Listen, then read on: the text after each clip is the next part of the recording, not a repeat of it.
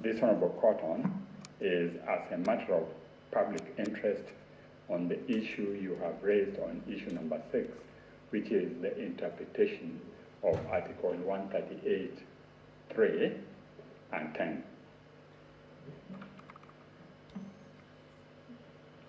Chief Justice, the Court, the NSC is the body in charge of our security. It is part of the executive and is established for the benefit of all Kenyans. It doesn't have political identity or political intention. Its members comprise those at the top echelon of our civil service and security infrastructure, and it is a body which in any organization of extensive public interest gets involved to try and see how it can assist on matters of security. The chairman of IABC, Mr. Wafula Chebukati, has purported to present before this Honorable Court that he has neither the knowledge nor connection with NSAC. The record establishes otherwise. Indeed, from Mr. Kenywa's affidavit sworn on 28 October 2022, it is clearly shown that on 4th July 2022, the chairman was in attendance of a meeting of NSAC and briefed the NSA on the status of the preparation of general election and sought to involve it fully on matters of security, both in context of ongoing activities and also to help them from time to time. I would like to refer you to page 1331 of Mr. Kenywa's affidavit annexed to the notice of application, which was notice of motion, which was filed before this court to get the context. At page 31,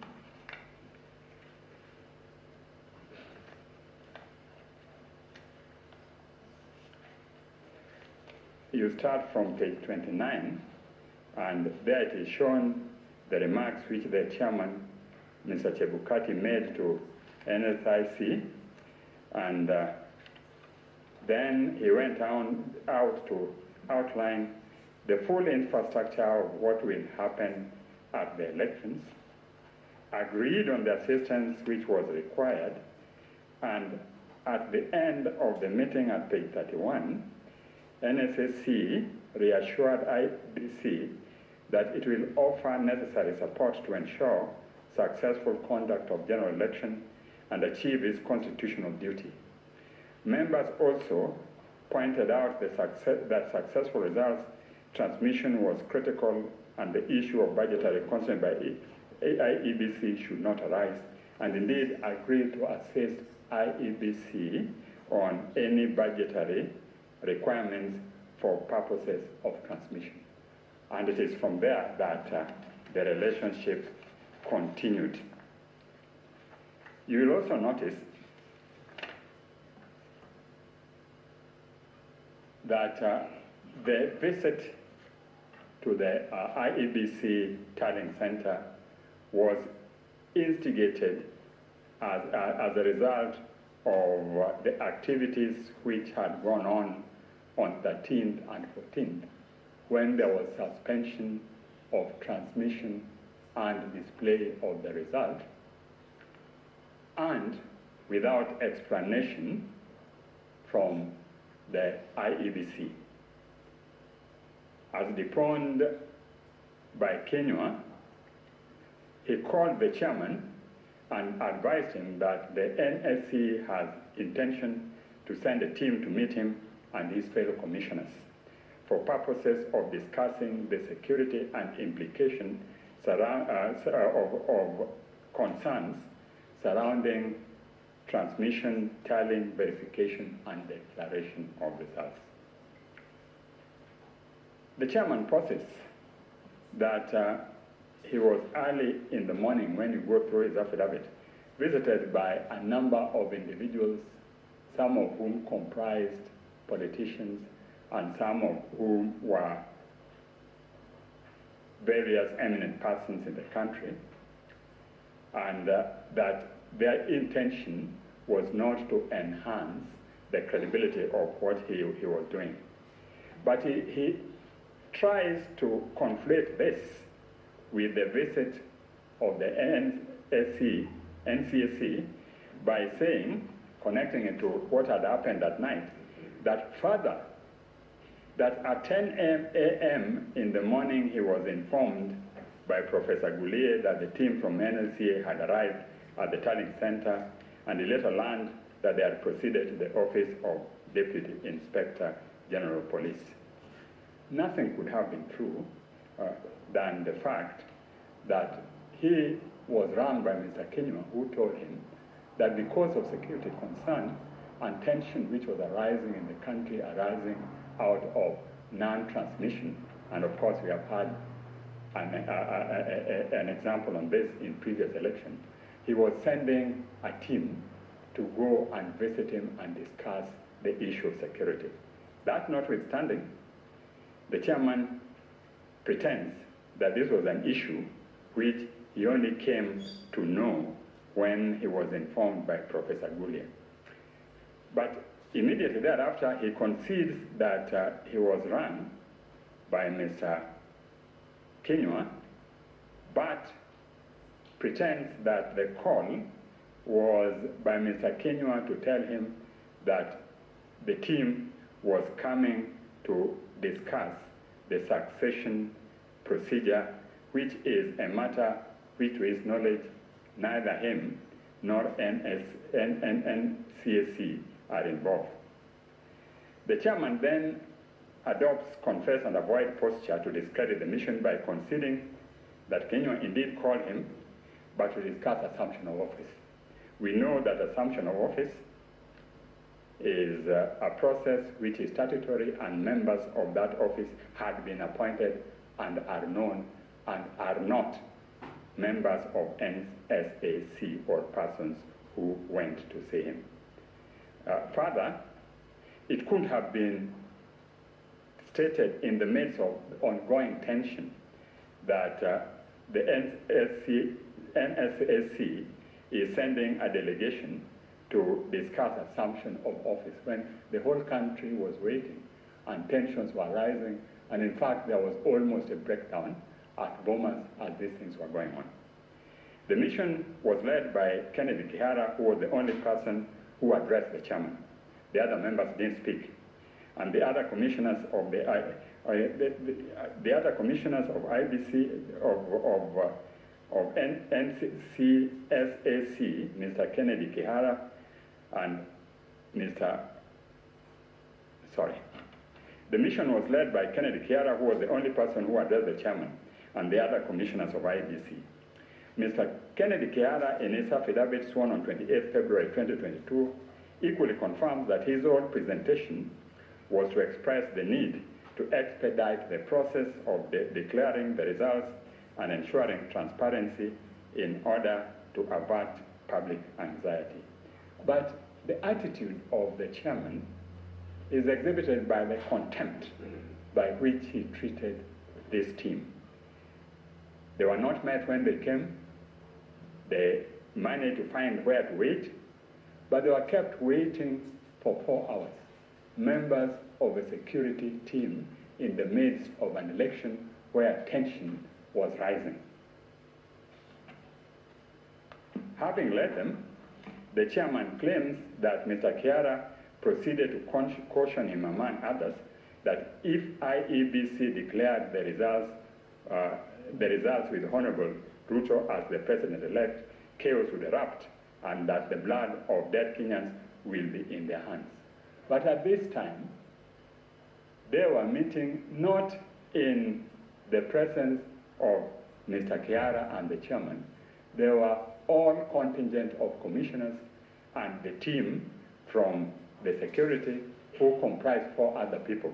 And he is trying to allege that a top executive of government would have gone and made this declaration in the presence of all these people. This claim is, of course, denied.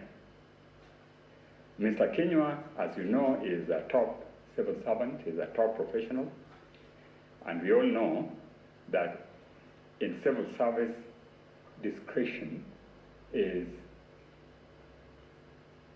the promise of valor. I mean, in fact, they're so discreet that even in normal things, they would not dare have the public know it.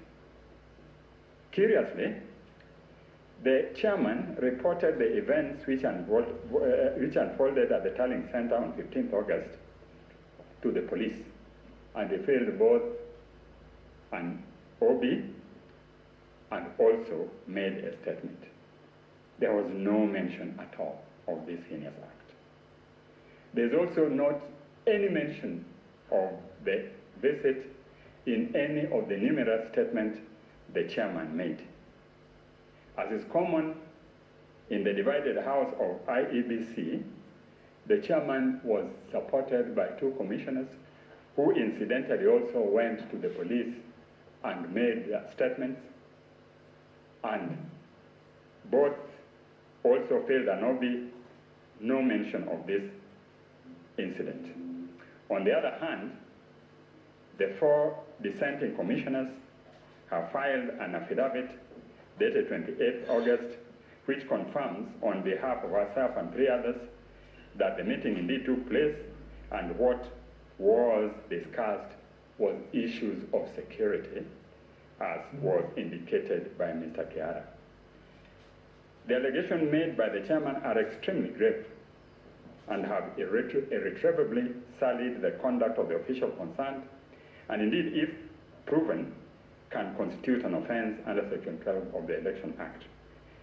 The court views such allegations with great gravity. It has been the position of this honorable court that where an election offense is alleged, the evidence should be clear, cogent, certain, and the proof of which the law commands to be beyond reasonable doubt. It cannot be based on allegation on one side, on a team which is known to be divided, each part supporting its position, and on allegations of the chairman without any further proof when he had had an opportunity to indicate what happened and failed to do so. In the result, it is my humble submission that the allegation made cannot fly. All the chairman is doing is selling the character of other people to augment his claim for higher principle and integrity. And at the end of it, nothing comes out of the allegation. Indeed, after that, they proceeded, considered the results which were not ready as at the time this team was there, and announced the result he wanted to announce. Suffice it to say that this team, having met them and being satisfied that the results were being declared, made a statement to the whole country telling them to keep in peace and that all things were okay. And you will find that statement made on 16th in the affidavit of Mr. Kinyua. The next issue the Attorney General wishes to address is framed as issue number 6, and that is direction of this Honorable Court on queries whether IBC carried out the verification, tallying and declaration of results in accordance with Article 138(3)(c) and Article 138(10) of the Constitution. It is the contention of the Attorney General that the interpretation of the said article is a matter of public interest without going to the application of the article to the dispute before you. The parties have made submissions in connection with the above matter, and will not try to take your time by repeating submissions already on record. In this respect, I adopt fully the submissions by Attorney General dated 28 August 2022.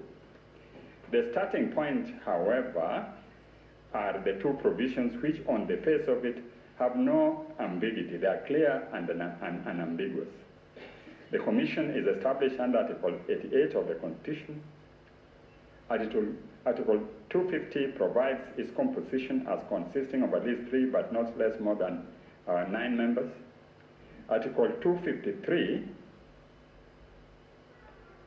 establishes the composition of each of the independent commission, and Article 253 provides its incorporation. Now, there has been interpretation both by this court and by the Court of Appeal as to what Article 138 it means. And in that respect, I would like to refer you to the case of Raila versus Electoral Commission, and that is the second petition of 2007, and at page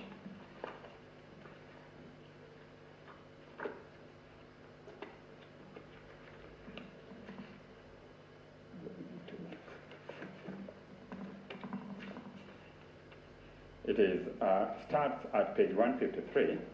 At page 153, this Honorable Court referred to the case of Maina Kiai, and in it, it stated as follows. Clearly, at paragraph 263, clearly this provision in mind, the Court of Appeal in Maina Kiai decision was categorical as it rendered itself. Thus, we are satisfied that this elaborate system, the electronic transmission of the already tabulated results from the polling stations contained in the prescribed form, is a critical way of safeguarding the accuracy of the outcome of elections. I do not see how the appellant or any of its officers can vary or even purport to verify those results.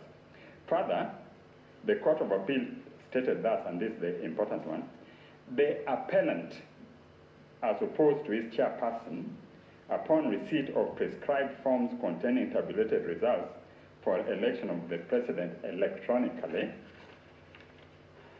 transmitted to it from the near 40,000 polling stations, is required to tally and verify the results. The appellant as opposed to its chairman. Later in the ruling, the court stated that it was further argued, that is paragraph 293, it was further argued in court by a number of counsel for the first, second, as well, that disregarding Form 34As and exclusively relying on Form 34B, many of whose authenticity would later be called into question in the tallying process, the said were simply complying with the Court of Appeal in Maina Kiai. We have already heard that we find little or nothing in this decision to suggest that by deciding the way it did, the appellate court restrained or barred first respondent from verifying the results from before declaring them, or that was relieving the former from statutory duty of electronically transmitting the results. What the second respondent was barred from doing by the Court of Appeal and the High Court was to vary, alter, or change the results relayed to National Tallying Center from the polling stations and constituency tallying center under the guise of verifying. So here, when they say what the second respondent was barred from doing, they are referring to the chairman. And it seems to imply that the verification ought to be done by the chairman, whereas the court also quoted with approval the finding in Maina Kiai to the extent that the appellant, as opposed to his chairperson, upon the receipt of prescribed form containing tabulated results of election of president electronically transmitted, is required to tally and verify them. The Maina Kiai decision is expressly clear on the issue, and it states at page, I think it is page 104 of our list of authorities, authority number 3, in Attorney General's Case Digest and Bundle of Authorities, page 67 to 107. It says that we hold further that reference to the appellant in sub-article 3C is not to be construed to mean the chairperson, but rather the returning officers who are mandated after counting the votes in the polling station to tally and verify the count and declare the result. The appellant, as opposed to its chairperson upon receipt, the appellant, as opposed to its chairperson upon receipt of prescribed form containing tabulated results of the election of president electronically transmitted to it from the near 40,000 station, is required to tally and verify the results received at the National Tallying Center without interfering with the figures and detailed process. In Article 138.10, the chairperson then declares the result of the presidential election and delivers a written notification of the result to the Chief Justice and to the incumbent president. That is now circumscribe and narrow the role of chairperson of the appellant. So it is clear from that according to Maina Kiai, the role of the chairman was to declare the results, and the role of the IEBC was to tally and verify. And that is indeed consistent with the expectation of Article 10, our national principles and national values. So we humbly request this court to take this opportunity to clarify the position without, I think we need to emphasize, and based on what Justice Lena Ola was raising yesterday, the issue of prospectivity and retrospectivity. We're not going to that as the Office of the Attorney General. The Office of the Attorney General wants a clarification of this provision for future election and on how it impacts on other commissions. Is executive role conferred on the chairman, or the chairman is part of the commission and can only act in community with the commission? And that is consistent also with the provisions of the amendments which were done, some of the amendments which were done in 2017. You will notice that the commission has clearly delegated functions to the returning officers. Section 39(1)A, that deals with National Assembly and County Assembly for them to tally and verify and declare. And 39(1)B deals with the right of the returning officers to tally, verify and declare the governor, senator, and county women assemblies. But the provision purported to confer the right on the chairman to deal with presidential elections, and that Maina Kiai was very categorical that it was contrary to the provision of the Constitution, and this is what they said. They said that the controversial regulations 83.2 and 87.2 were not affected by amendments, and the object is not difficult to see. The High Court, having found those regulations, that's at page 105, to be inconsistent with the Constitution, it was in bad faith for the appellant to enact them while pursuing this appeal. It is our firm position that the purpose for which Section 39(2) and 3 of the Act and Regulations 83.2 and 87.2c were promulgated or made have the effect of infringing constitutional principles of transparency, impartiality, neutrality, efficiency, accuracy, and accountability. So that was the position of Maina Kiai. Maina Kiai came to this court. The appeal didn't succeed, and therefore it has impliedly been confirmed by this court. So we humbly request your lordships to take this opportunity, and my ladies, to take this opportunity to clarify that position. To go back, in conclusion, to the members of the NSAC, Lord, I would like to humbly submit that these are Kenyans of integrity, highly professional, who have pulled themselves with their bootstraps and reached the echelon of our system, and it would be very unfortunate when it is left for their name to be sullied in the midst of a political context in which they have no interest. In fact, they were merely asked by the NSAC to send a message. A spokesman was appointed who went and sent the message. But they are now being tarred with the brush of having been trying to unconstitutionally alter a process which is sacrosanct and which they have sworn by their oath to protect in assuming their position. That's my humble submission, and I will donate the 3 minutes to the court. Thank you. Thank you very much. The 3 minutes and 16 seconds are welcome. Thank you. Yes. Ms. Ngatia?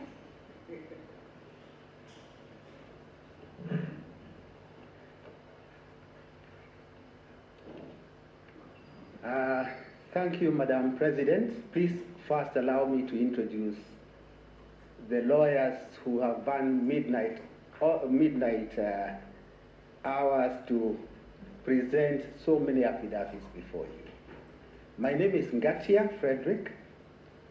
I'm assisted by the following lawyers: Mr. Kirago Kimani, Senior Counsel; Mr. Kioko Kilukumi, Senior Counsel; Professor Kithuri Kindiki, Mr. Katwa Kigen, Dr. Muthomi Thionkulu, Dr. Linda Musumba, Professor Kivuva Kibwana, Mr. Elias Mutuma, Melissa Ngania, who I had the opportunity to present a matter in 2017 with her, Mr. Mwanza Ombati, Mr. Kipchumba Mokomen, Mr. Benson Milimo, Mr. Wilfred Nyamo Mati, Mr. Edward Mureu, Mr. Hilary Sigei, Madam Monica Nyogutu, Mr. Collins Kiprono, Wanjiko Nyaga, Emmanuel Kibet, Ian Shelela, Caroline Cherono, and Chris Ayeko. Most of them are in court number 1, following the proceedings very intently. Madam Chief Justice, I rise before you. I know it's been 2 long days. Please bear with us to oppose the petition filed by several petitioners. It is the first time in the history of this country that we now have 8 petitions. It must be a new strategy to disable the president-elect to mount a defense against 8 petitions within 4 days. But we didn't manage the impossible, and we now present our defense as follows. First and foremost, my lords, let us appreciate that these consolidated petitions arise from a presidential electoral contest. It is an electoral contest. Ideally situated, or it should ideally be resolved by electorate, the Kenyan voters, not by a court of law. But because it is also part of the constitutional structure of this country, this honorable court is granted original jurisdiction by the Constitution to resolve this contest. But in resolving this contest, it is necessary to bear in mind that all you have are affidavits filed by the contestants. The difficulty with affidavits is that one can structure fiction and peddle it as a pleading, as I'll be demonstrating. I will start with Article 38 of the Constitution, because to me that is the beginning of an understanding of this contest. Article 38 is the one that empowers a Kenyan to vote by secret ballot. And that simple sentence can be broken into three or into two parts. Voting by secret ballot, meaning it confers on the individual power to exercise a freedom of choice, unhindered by anything. Number two, or the second part of it, the vote gives the citizen a power or a badge of dignity for self-actualization. Self-actualization in the sense that a voter is entitled to vote for a candidate of their choice. Article 38, to my understanding, therefore becomes the beginning of the understanding of the correct situation that is before this court. It is common ground, and this is important, my lords, that on 9th August, voting took place everywhere in this republic. There is not a single place that presidential election was not held.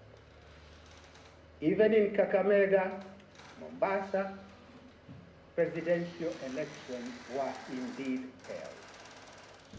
There is no area in this country that did not participate in that voting.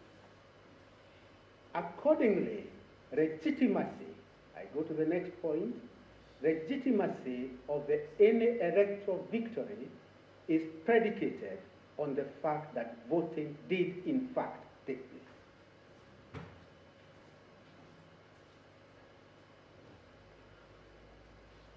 From Article 38, one then goes to Chapter 7 of the Constitution,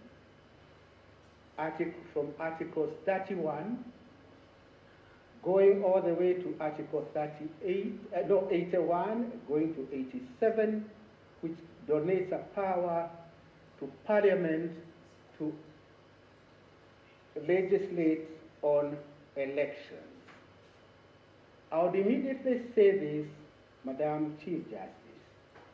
The power to enact Elections Act, to my mind, relates to the 5 other tiers of elections. For the simple reason that for the presidential contest, the inquiry is defined in Article 140. The relief is defined in the same article, whereas in the other levels of elections, one could look at the Elections Act. But I'll come to that a little later. I'm doing first and foremost a broad introduction of the areas that we'll deal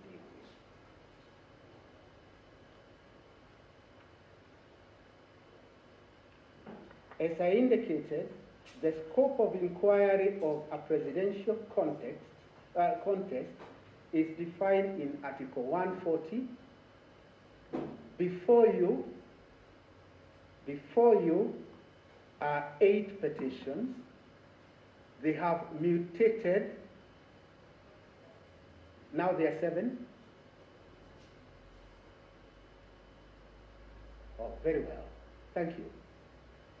They have mutated to a large extent, particularly the primary petition. But my request at this early stage is this, that when you retire to consider your judgment, please carry out some surgery, see the mutations which have been added, remove them so that you are left with the original inquiry under Article 140.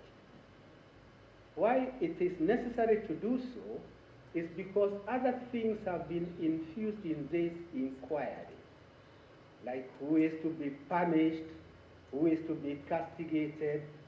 Those are not matters that can be dealt with within the purview, limited purview of Article 140. As a matter of fact, when we argued Raila 1 in 2013, this apex court said a petition under Article 140 should be, I quote, concise, precise, and well-focused. Well-focused. It cannot be a meandering, never-ending saga involving other persons other than the inquiry which is specified in Article 140. As I indicated, since elections were held everywhere, that legitimacy then translates to the following. The people of Kenya did express their sovereign will. They did express that on 9, and what is now under inquiry is whether that sovereign will by the 14 million Kenyans is to stand unhindered, or whether this court would consider any other remedy other than upholding the sovereign will of the voters. Madam Chief Justice, just barely 2 years ago, Ghana was in the same position that this court is in. They held their elections. A presidential candidate went to the Supreme Court. Identical complaints were made. Complaint number 1, ballot stuffing. Complaint number 2, votes ought to have included rejected votes. Identical with the complaint before you. Complaint number 3, the chair lady was not being fair to the losing candidate. Identical things. And what is now happening in this new space is that we are all getting the drafting skills of our colleagues in other jurisdictions. Dumping and staging, we learned of it in America not too long ago. It is now before you. Ghana, 2 years ago, had identical complaints with the complaints which are before you. I pause before I go to the Ghanaian way of resolving this dispute to acknowledge my good friend, the team leader, Mr. Senior Counsel Orengo. He started by saying his case is not based on conspiracy. And he had to do that disclaimer for a good reason. It is the reason that, other than conspiracy, there is no case. And I'll come back to that in a moment. I go back to Ghana. Ghana considered all the evidence that was adduced, and the Ghanaian Supreme Court came to this conclusion, that the work of the court in a contest of this kind is to look for a substantive truth. I underline the word substantive truth of the election. Look for the substantive truth of the elections. That's their Ghanaian approach. Then if you look at you are able to ascertain the substantive truth of the election, then the next very important values, they call them values, is to try to get finality and stability. Substantive truth of the election. Next layer, finality and stability. Why is there need for finality and stability? The whole purpose of these elections is actually to underscore our democracy, to have a government in place for the next 5 years, and then we'll have yet another round of seeking the voters' validation of who will form government. I emphasize the finality and stability because at the end of this contest, what will be bothering this honorable court, if I dare say so, it is what are the reliefs to be given. Elections are carried out by our good Kenyans. I said in 2013, I repeat it again, we are unable to inculcate amongst ourselves the culture of accepting the electoral result. We are just unable to do that. Maybe it is in our psyche, maybe it's in our makeup, but we are unable to do that. Because we are unable to do that, we must then come to this honorable court to try and resolve that dispute in a very unfair way because the dispute ought to have been resolved by the electorate.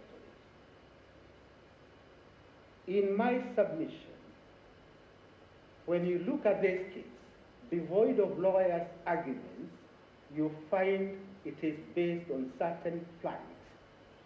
Plank number one, Form 34A was hijacked mid-air,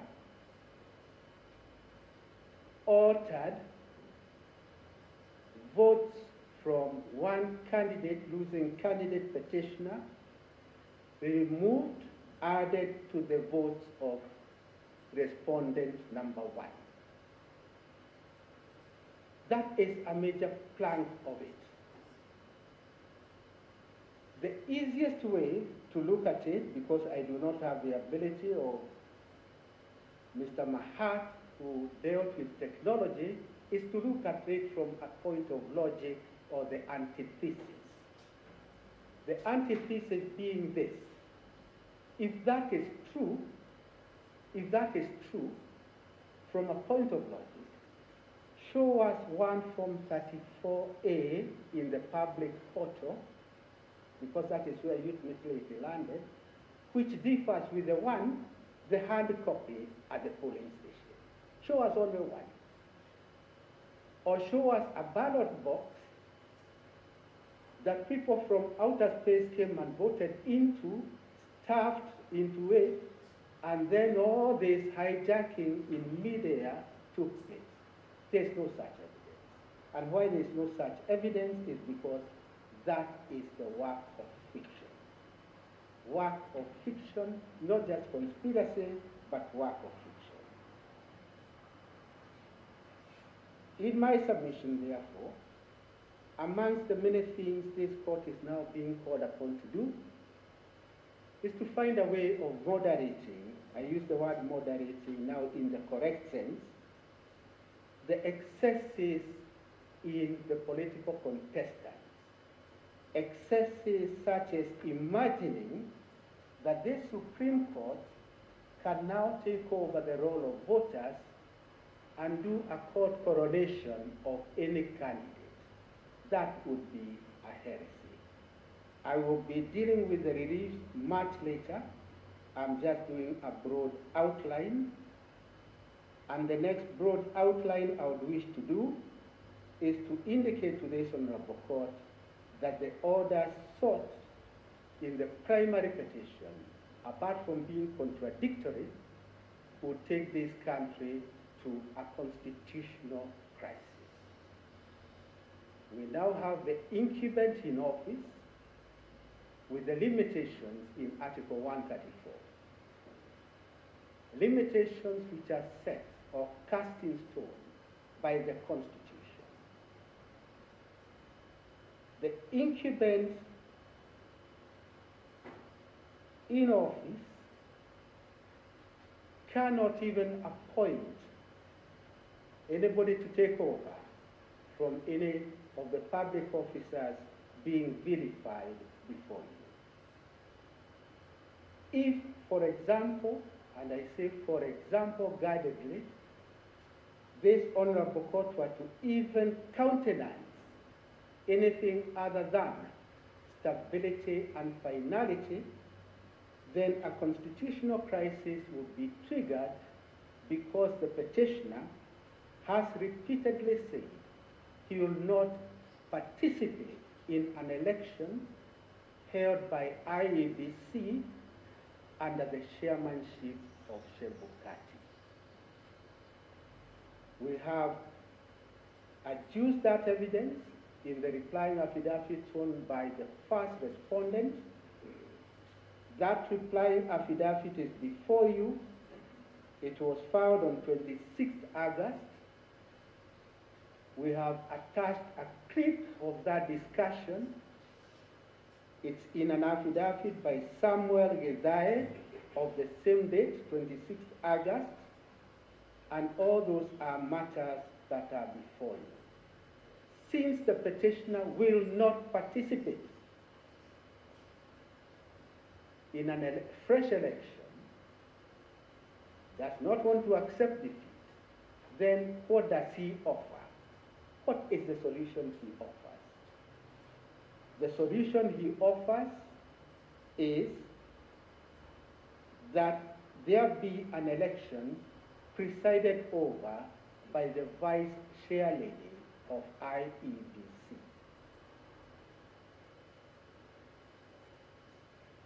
And only one needs to state that to see the crisis that this country will be engaged in. It will be a crisis of monumental nature, a crisis that I do not think that you would want to play with that kind of fire, because it will be fire upon fire. In my submission, therefore, I would request this Honorable Court, as we begin our submission, to bear in mind how Ghana resolved an identical situation by, number one, looking for the substantive truth, and then immediately that should trigger a relief which is finality and stability. If this Honorable Court were to do that, I see a future for us. Any other solution, the crisis offered by the petitioner cannot be a crisis that this court can countenance, because your fidelity is not to anybody other than the Constitution. Since your fidelity is to the Constitution, I dare say then the reliefs that you could consider are the reliefs within the constitutional structure of this republic. With those comments, Madam Chief Justice, allow me to invite the first counsel to present, who is my good friend, Mr. Katwa Kigen.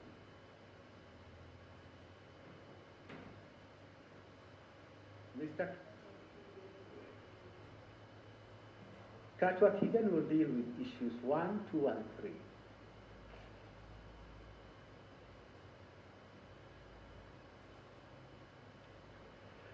May it please, Madam President, my ladies,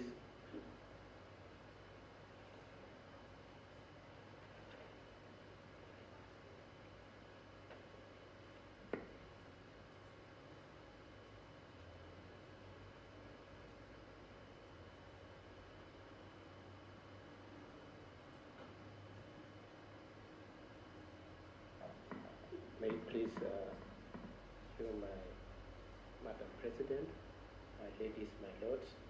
My name is Katwa Kigen. I propose to deal with issue number 1, 2, and 3. And may I indicate that in dealing with those 3 issues, I'll be dealing with them together with Dr. Mudomi. My lords and my ladies, the 3 issues are to this effect. The first issue relates to the integrity of the technology, and the wording of that issue is whether the technology deployed by IEBC for the conduct of 2022 general elections met the standards of integrity, verifiability, security, transparency to guarantee accurate and verifiable results.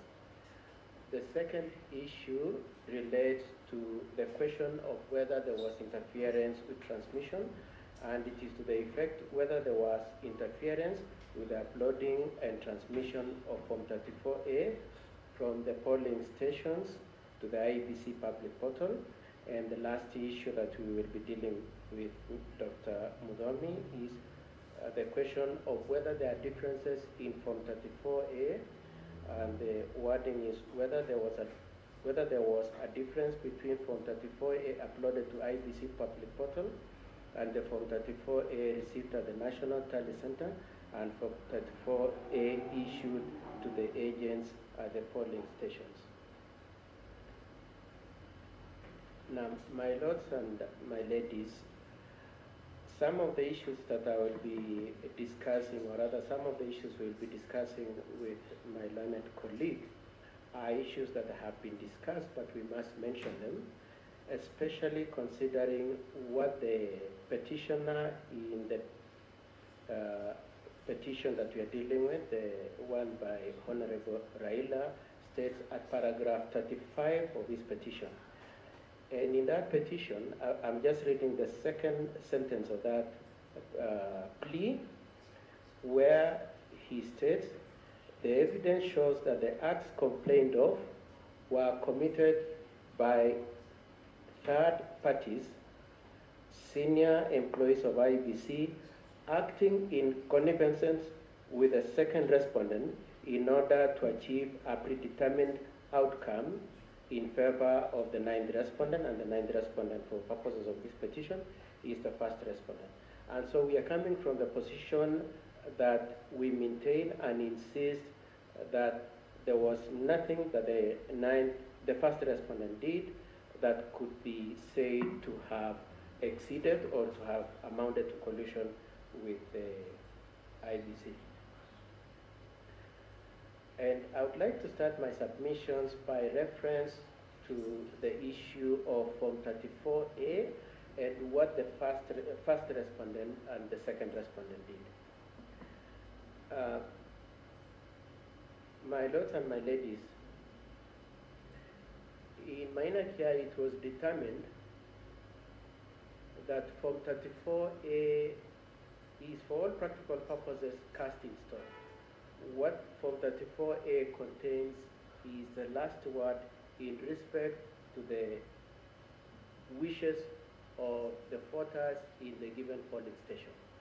And if it has to be in any way impeached, it is only when it has been brought to court.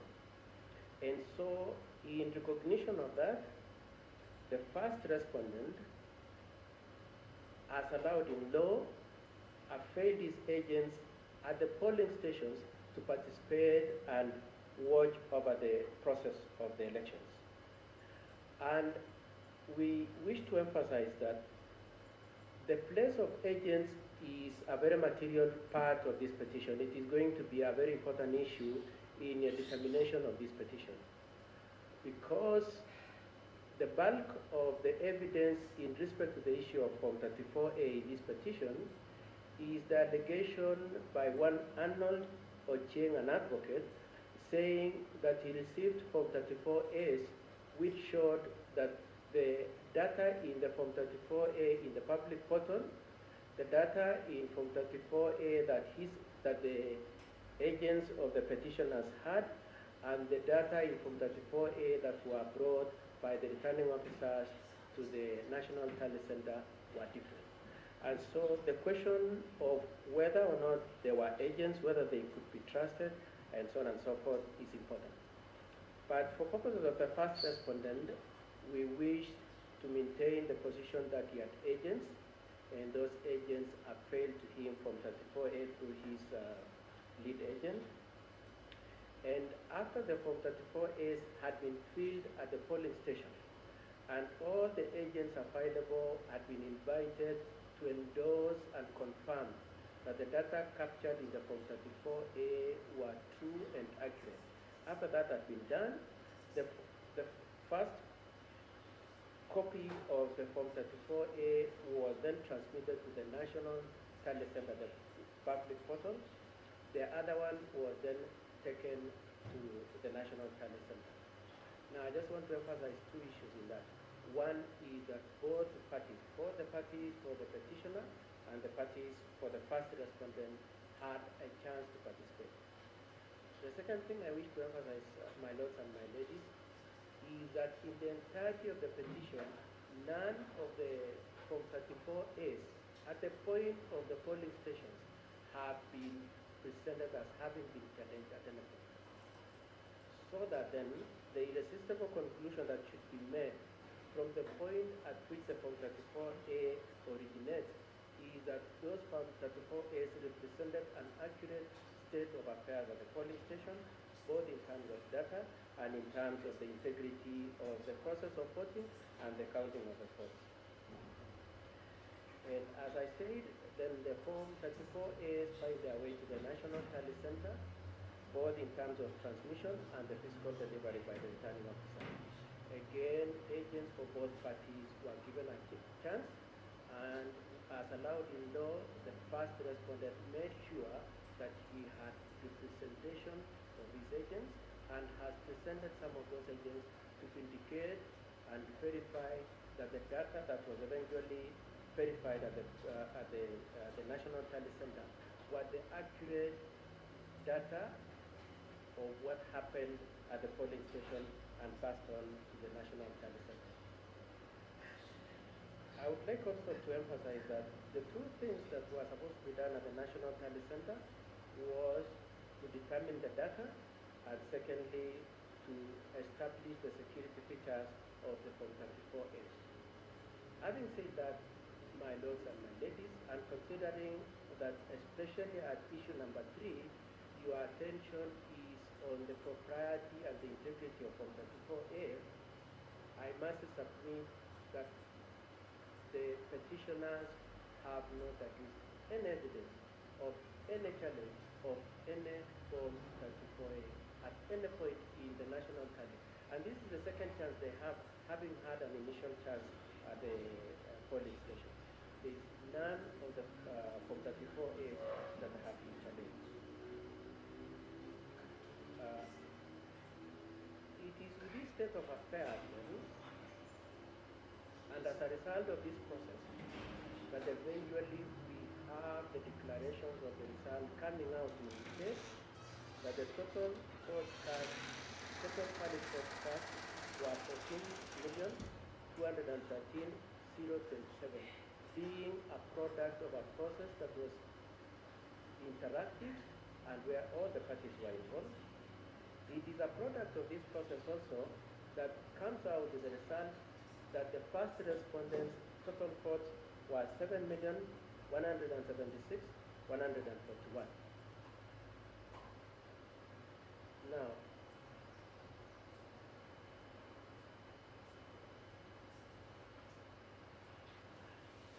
the process of verification of the Form 34As before they were transposed to Form 34C is a process that took 6 days. And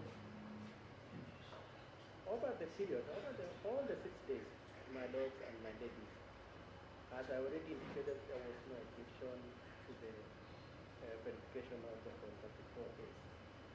It is our submission, my lords and my ladies, that the petitioner, through his agents, were happy with the process up to the last minute when the tallies were done, and it reflected a win for a party other than the one they wished.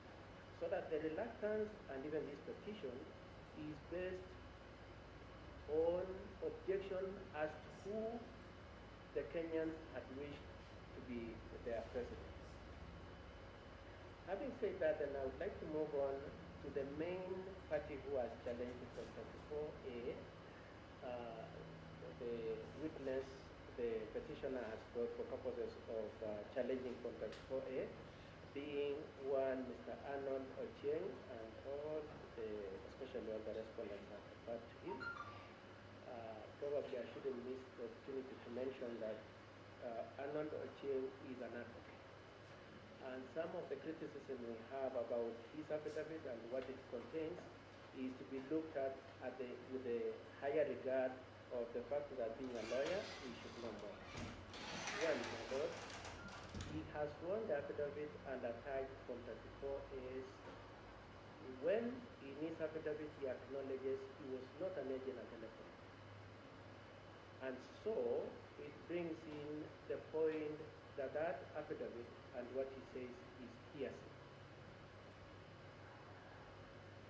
Number two, he produces about 20 Form 34As And in all of them, he does not mention the agent who gave it. He does not say, I received. He says this Form 34A is defective because it has data that is at variance with the public portal.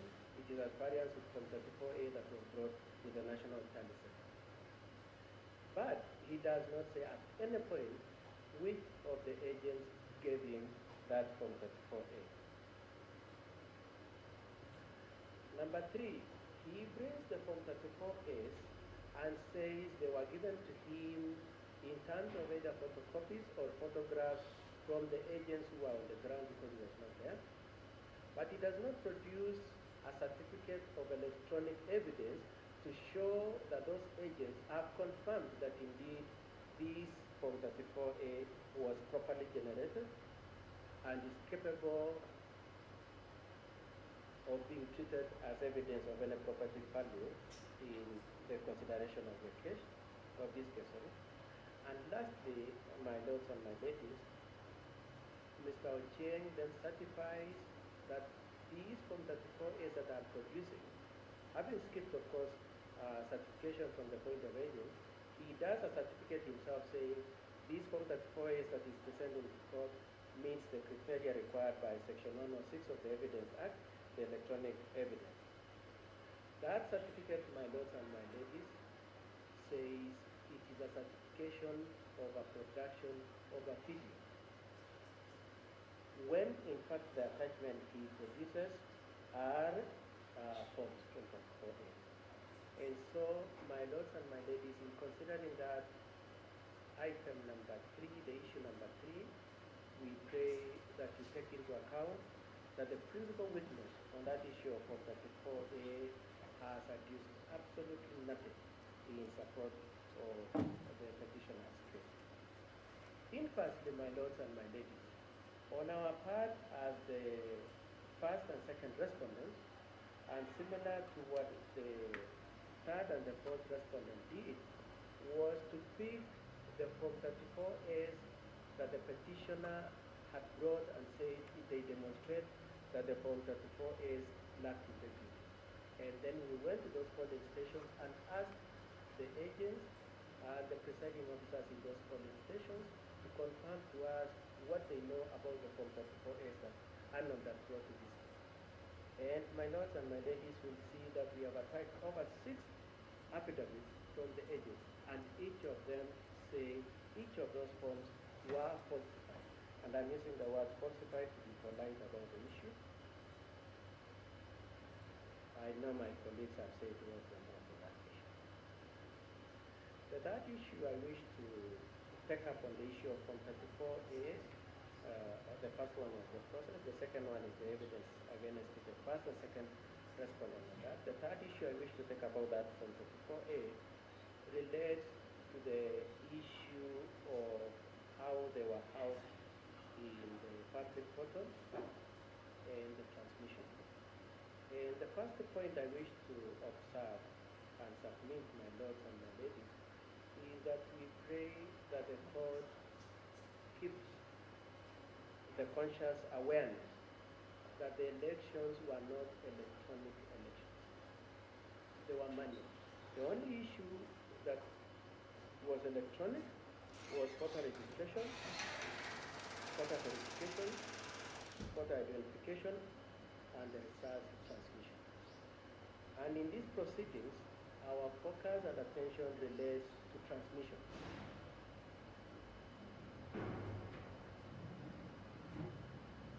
Having said that then, my lords and my ladies, we pray that the court takes in on board the point that is made in Section 39 of the Elections Act, Section 39 1F, and the decision of this court in Odinga 2013, paragraph 237. At Section 39, it is indicated that the propriety of the election process will not be defeated by reason of result transmission. And in the Odinga 2013, the court said that it takes judicial notice that it is possible that technology can fail and our elections will not be held captive the likelihood and the risks that relate to technology. Now, my lords, we would like them to submit to this effect that assuming for argument's sake, it is true that there were any deficiencies or any defects in the process of the transmission of the results, it is our submission that that did not impede the election, because eventually the election and the results were declared based on the hard copies that were brought by the returning officers from the constituency. They were not based on the portal, that the portal is meant for control, for transparency, for accountability. It is not meant to represent the accurate and the true results.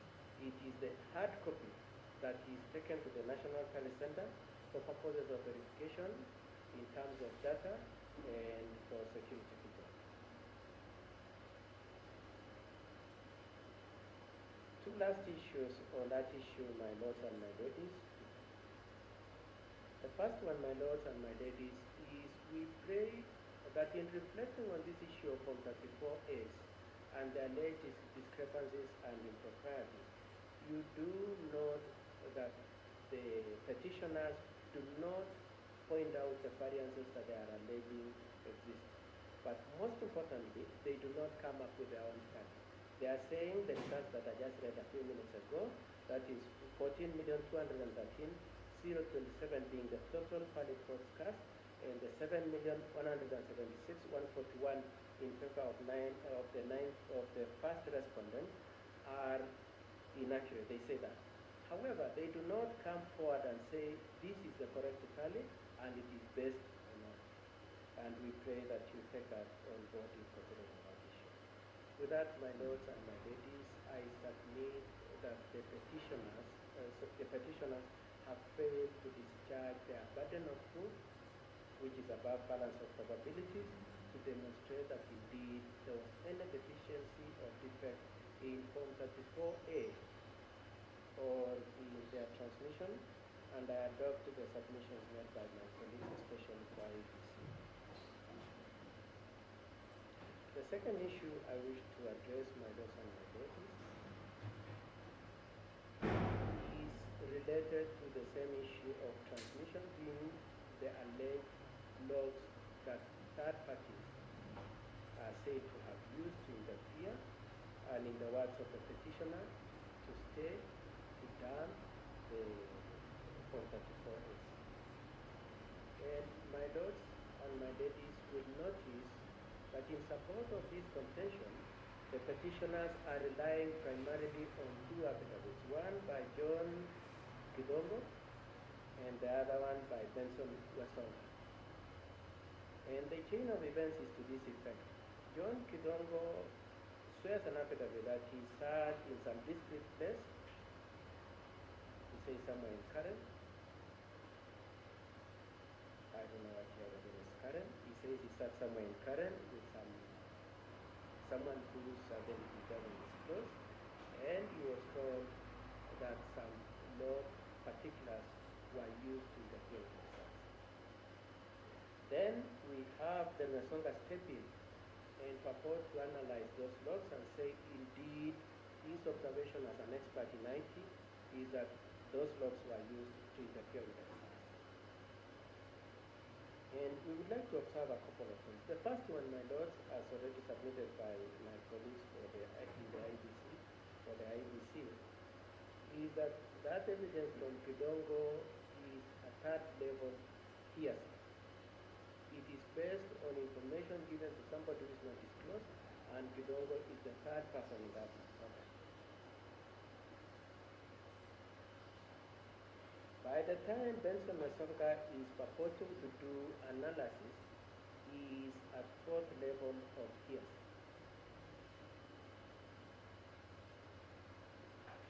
But more interestingly, my lords, we took time to look at the logs, and what struck us was that one of the logs which have been manipulated, one of the logs has kept their attention, and it has a date 2017. I know my learned friend Ma has already explained how in the 2017 polling stations were used as part of those, possibly the matrix of the law. On our part, we noticed the date 2017 and it piqued our interest. When we checked, my lord, we realized that indeed the particulars of those logs, or substantial parts of those logs, were parts of logs that had been posted by his friend, Professor Macau Mutua, in 2017.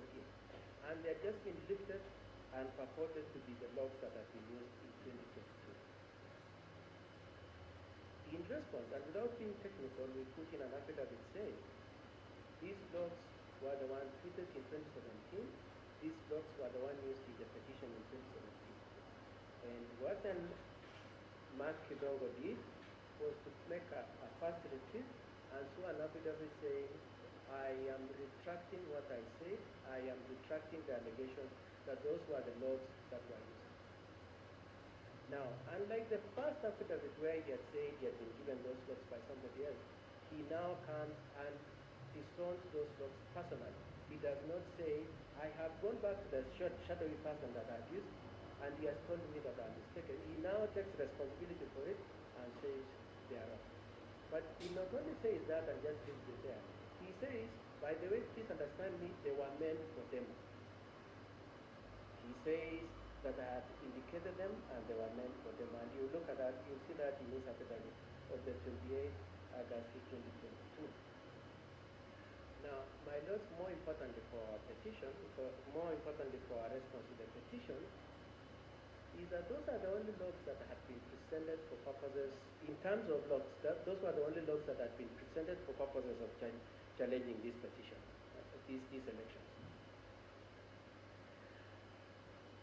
With Kidongo's withdrawal of those logs, my lords and my ladies, we would have expected that then that element of the petition would not be given to you. You would not need to consider them again because they have been withdrawn. What happens then? One Justice Nyangaya walks in as a respondent and introduces new set of laws. And then, almost in character of Benson Wesonga, he jumps into those ones and now analyzes them and again says they demonstrate and indicate that there was interference with the transmission and the public order. My lords, as my senior counsel Ngati had indicated, we have a scenario where the petitioners were able to have friends in the part of the case of the respondent. And then we have the situation where Nyangaya as a respondent now makes a new petition, my lords. And we would like that to be an issue for your consideration.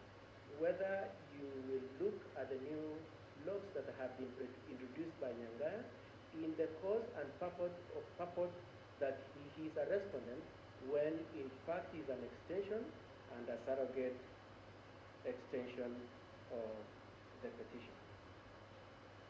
We submit, my lords, and my ladies, that you should reject the attempt to have introduced a new petition, one, and number two, a petition that was filed out of time, and number three, that has been innovatively done by the petitioners to extend their case.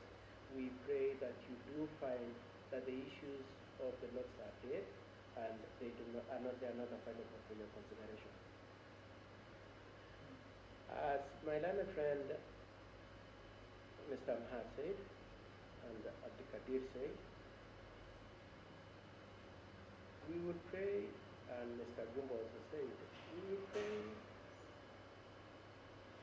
that you apply your minds to the scenario where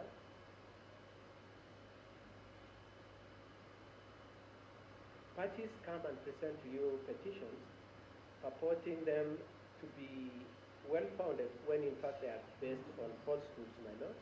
And my lords, we challenge you to exercise your capacity to be annoyed at this kind of conduct Lastly, my lords and my ladies, I have been instructed to also say something about the arguments made by my friend Omutata in petition number 7, in which he argues that the data shows that indeed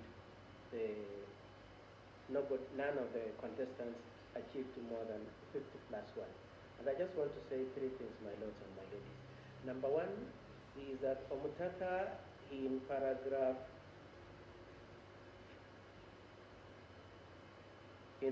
14 of this petition says the 65.4% that is using was picked on the 9th of August 2022.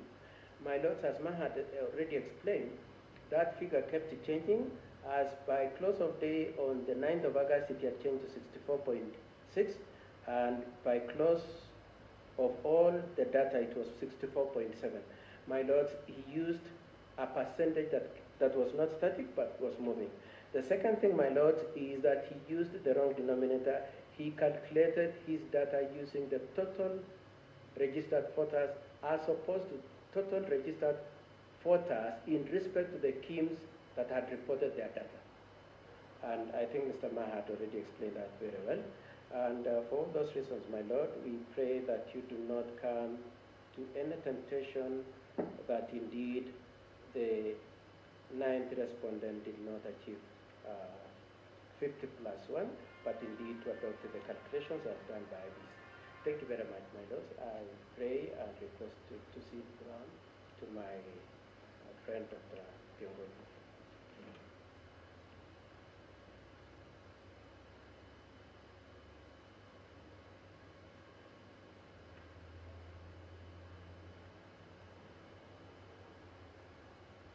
My lady and my lords, my name is Mudomi Biankolu. My senior started addressing you on the fictional aspects of the case before you, and I'll focus on showing you why it is fiction. And in the literature and the arts, they talk of several genres. When we thought about this matter, we thought the fiction before you is of the genre called tragicomedy.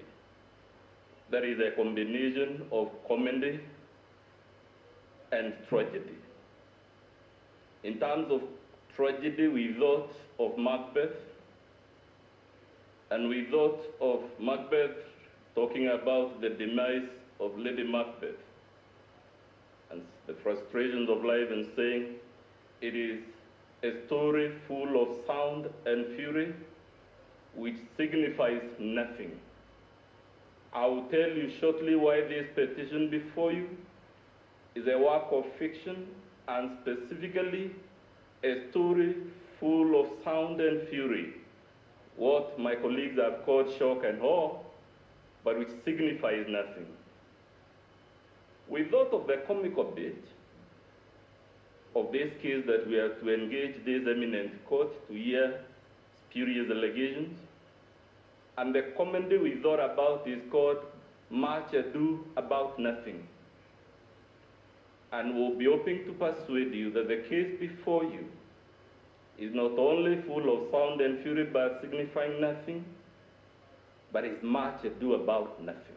Lastly, we came closer home and thought of a work of fiction in the realm of comedy and tragedy by a son of East Africa called Shaban Roberts. That work is called Kusadikika. And many of you, my lords and ladies who have read it, you will find it is a work in which people are invited to believe every allegation, however spurious, however preposterous. And we suggest to you that maybe the petitioner himself is taking you to be that country called Kusadikika by Shaban Roberts, in which if you're told the sun rises in the north, you don't apply your mind. Your challenge, my lady and my lords, is who do you believe amongst all these people with stories and counter stories? Is it the man whose name combines the names of two saints, John and Mark, and a third named Gidongo, who was head of ethics in this country, but has had the audacity to produce before you forged logs. And when he is called out, instead of profusely apologizing, he says yet another affidavit full of ifs and buts. Is it Arnold Ochieng Oginga, advocate of the High Court of Kenya, a learned man, to be fair, but who produced to you documents that were disowned by all the presiding officers, and documents he hasn't told you where he has found them, and which my classmate Mr. Mahat was able to show you have actually been doctored to fit into the narrative of the fiction?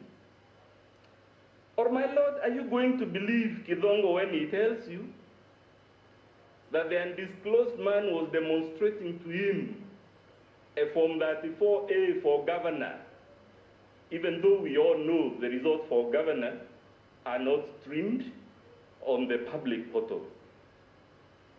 Or, my lord, are we going to believe the 4 commissioners who we all saw day and night for 6 days and 6 nights? I use the word deliberately, my lady, because we never left our TV screens. 6 days, 6 nights. We saw them announcing results that had been verified, and you were told by Mr. Mahat, indeed they announced most of them. But when the winner becomes apparent, they suddenly turn around and tell you Mr. Chebukati is a bad man, he should be crucified. Are those the people we are going to believe, my ladies and my lords? Or are we going to believe the petitioner himself when he tells you in his petition and affidavit that the Honorable William Ruto intercepted, altered, staged, and then dumped Form 34A on the e-portal? My lady, why we thought this was the most elementary attempt at the fiction, if you do your math, what the petitioner was telling you is that the Honorable William Ruto was intercepting and changing on average 23 Forms 34A per second in the span of 8 minutes, that he claims we staged, dumped, and altered over 11,000 Forms 34A. A question was asked yesterday, my lady, how do you and when do you change a Form 34A? And I will invite you to note from the structure of that form that most of the data comes pre-printed. The name of the polling station is pre-printed, the serial number. So the only things you would alter on that form are actually the things written by hand, either by the presiding officer, or by the agents, or the deputy presiding officer. 3 clusters of people. In the event there are 4 agents, we are talking handwritings of about 7 people. And you're being told the Honorable William Ruto had the capacity to intercept these forms, 11,000 of them in 8 minutes, and alter them. It is in the realm of fiction. And I suggest perhaps politicians should stick to politics and leave fiction to artists. Or are you going to believe, my lady, when you're told that the Honorable William Ruto had this young man with a laptop at the National Tallying Center, and that this is the laptop he was using to do these things called dumping, staging, and whatever not? I think we may have our own views about various citizens, my lady and my lord, but I am struggling to understand who is this fraudster that would walk to a laptop not in some remote place, some inaccessible place where all he has is the network, but he would go to the National Tallying Center with a laptop, and the only reason he has that laptop is to intercept results in the full glare of our TV cameras, in the full glare of all those security men and women that were in that handling center, under the eagle eye of all the agents. It is simply spurious.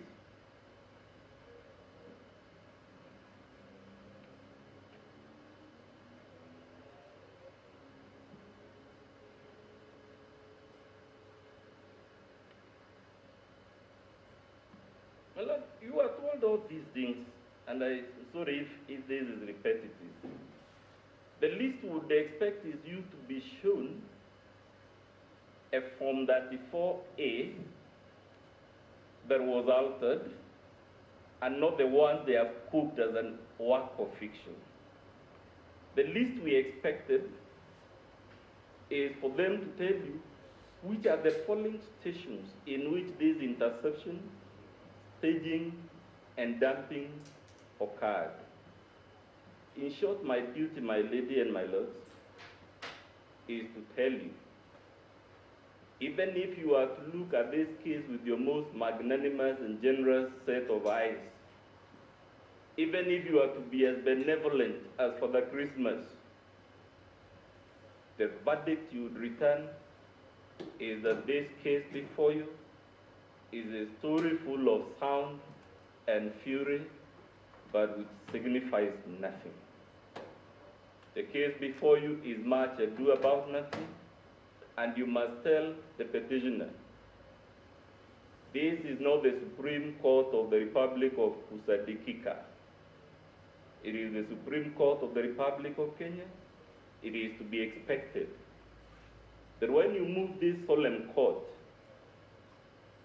you don't put us in excesses that leave other civilizations wondering why we have to waste the time of the Supreme Court, or God forbid, even the small claims court, dealing with allegations of the type before you, which cannot be believed even by the most gullible person. Let the works of fiction be left to Hale Grissom, James Adliches, James Bond. This is a solemn platform. I regret and I pity all of us that we came to deal with such a spurious matter. Thank you very much.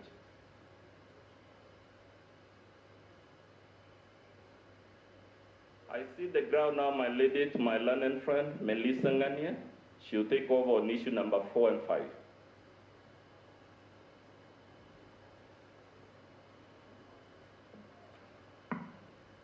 Thank you, Honorable the Chief Justice, the judges of the Supreme Court. For purposes of record, my name is Melissa Ngania.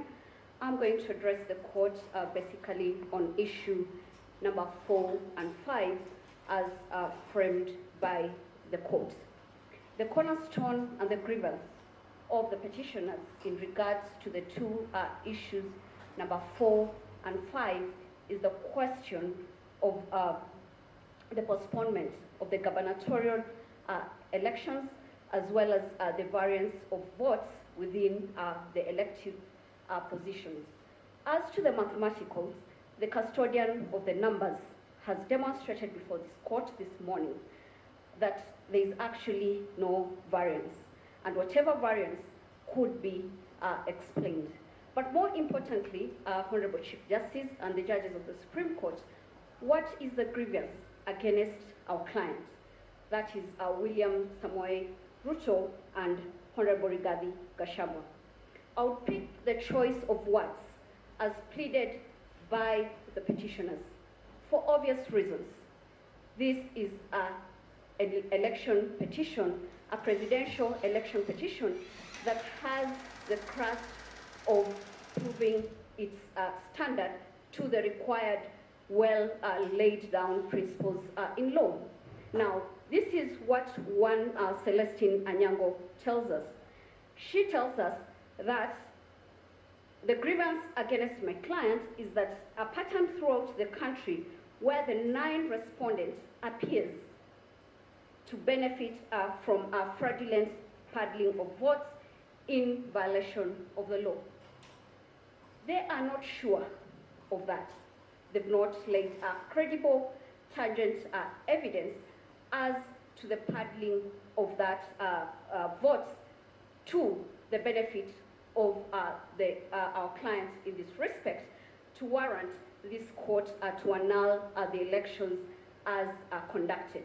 But what is more disturbing is the position of the Kenyan voter.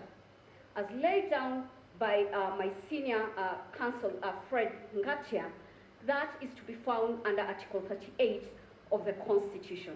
But more importantly, we have a history as a country. We are a country that has been privileged to legislate on each and every issue that has been litigated before these courts. We are a country that even legislates on the time between which a president should be sworn in office, for obvious reasons, because of the history that has culminated around our electoral law jurisprudence. Now, the appreciation of the cornerstone of Article 38 then would seek refuge in the Constitution of Kenya Review Commission. This court, in the famous BBI case, categorically stated the history behind our constitutional making process. I'll not wish to regurgitate the same, but I'll beg the court, when you retire to write your judgment, to adopt your paragraph of that decision, paragraph 415 to 441 in that respect. Again, Honorable Chief Justice and members of the Supreme Court, judges of the Supreme Court, then what culminated to the Article 38 of the Constitution? In the final review, for us to get the gist of the Kenyan voter, because all that we are trying to help this court to realize is that what was the will of the Kenyan voter as expressed in Form 34A. And the Kenyan voters said what they wanted, and that is to be found under page 51 to 52 of that report. Now, coming to my submissions and Article 38 in that respect, their views were finally codified in our Constitution under Article 38 in that respect. For purposes of emphasis and so that we do not lose the trajectory of the Kenyan voter, this is what Article 38, Clause 3 says. Every adult citizen has the right, without unreasonable restrictions. That is the underlying word. The Kenyan voter wants to vote without unreasonable restrictions, to vote by secret ballot in any election or referendum. What we've been told is that there has been the restrictions of postponement of gubernatorial elections. There have been the restrictions of what happened in Bomas. A Kenyan voter is not interested in that. They want their vote to be traced and traced with the precision that is required. How then do you trace the vote in that respect? Form 34A becomes crystal clear. The petitioners have not challenged Form 34A in that respect, so that the votes that were cast and tabulated in that respect remain unchallenged. And where they have challenged, we have demonstrated before this court that it is unfounded, it is based on generalization, and it is based on conjecture. It cannot stand the test of what a Kenyan voter would want. More importantly also, Honorable Chief Justice and members of the Supreme Court, is that how then do you establish at the polling stations? Because the problem that we are having is that there are no agents who have demonstrated any problem with the voting at the polling station. Regulation 81 of the Election General Regulations provide what should happen after the voting has been conducted. That is, the valid votes to be put together, the rejected votes, unused ballots, and countervotes. They are to be preserved for an election court. Nowhere have we been told that none of that happened, or that there was a problem with whatever happened at the polling session. Honorable Chief Justice and judges of the Supreme Court, Justice Njoki Nugu in 2017, in her dissenting opinion, had this to say, that agents are very important part of the electoral process. These are the agents of the different presidential candidates. Now, if they are not present to certify their role, they should then not blame any other person in that respect. We have established with our agents and filed the affidavits in that regard that indeed the Form 34As were issued to us, and it reflects what IEBC posted in the portal. The petitioners have not discharged that burden. They cannot now come back and say that they would want to challenge an election by failing to do that which they are required in law to do. What has happened? We've been told a lot of stories. We have 8 petitions, all trying to explain a lot of things. In my concluding remarks, I'll seek refuge in the Holy Book. In Proverbs 10:19, it tells us this: when words are many, sin is not absent, but he who holds his tongue is wise. They've had to use 8 petitions to say what they want to say. In those abundant words, then sin cannot be lost in that respect. It will be my humble prayer that the petitions before this honorable court be dismissed. I'll take this opportunity to welcome my learned senior, Professor Kithure Kindiki, to address you on the 6th issue. I'm most obliged.